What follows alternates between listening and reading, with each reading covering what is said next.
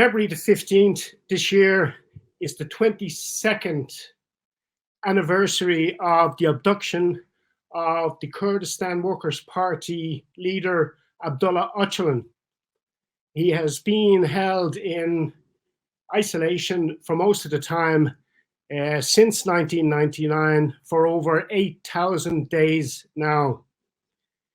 Because this is the 22nd anniversary, the Peace in Kurdistan campaign, along with globalrights.info, the online rights-based journal, have organized the production of a declaration by over 120 writers, artists, cultural activists all across the board and from all places in the world to call for the release of Abdullah Öcalan. I'd like to now read the artist's declaration for Öcalan's freedom.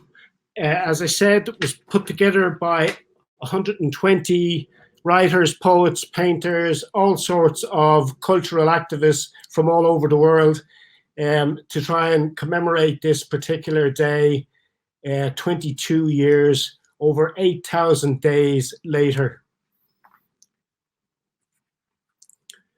Art is an enhanced form of human expression, embodying the power of communication with a capacity to transmit shared values and represent common experiences that are felt and lived by people in different communities and over successive generations.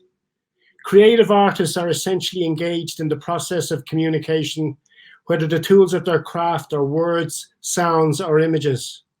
The contemporary Kurdish political struggle has engendered a tremendous renaissance in Kurdish culture, numerous examples of which can be found in art, music, literature, and cinema. Abdullah Öcalan himself has written much about the place of culture and language in the lives of the Kurds.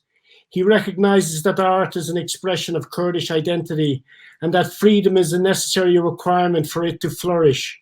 Art and freedom are both essential for human dignity. As artists, we understand that freedom is essential for the dignity and integrity of every individual. Abdullah Öcalan has served his time and deserves his freedom. He has clearly demonstrated that he is a responsible political leader of his people and has shown that his words can be trusted. It is time for him to be given his freedom.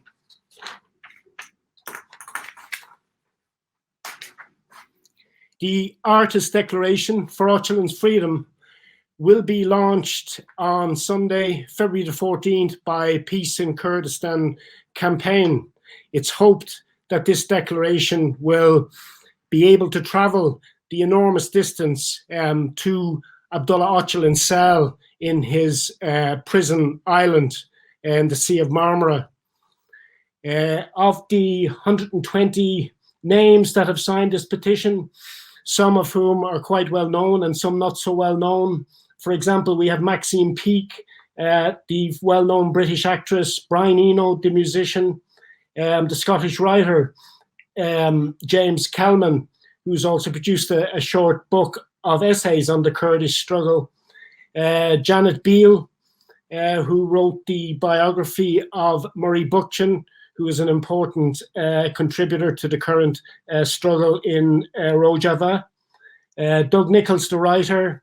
Jack Hirschman, the San Franciscan emeritus poet laureate. And Yada Uzun, a well-known drummer you'll find on YouTube, who's currently in Italy. All these people have come together to state clearly that peace is more important than more war and bloodshed, whether it's in southeast Turkey, in northern Kurdistan, or in Syria that has suffered so much in these recent years. All of us have come together just to support the release of Abdullah Öcalan and to call for the renewal of the peace process there, that peace is the way forward. Through peace, people will progress, not through more war and bloodshed, as we just witness in northern Iraq at the moment. The Turkish state seems to be intent upon. So we are calling for the release of the PKK leader to contribute to that important initiative, peace in our time.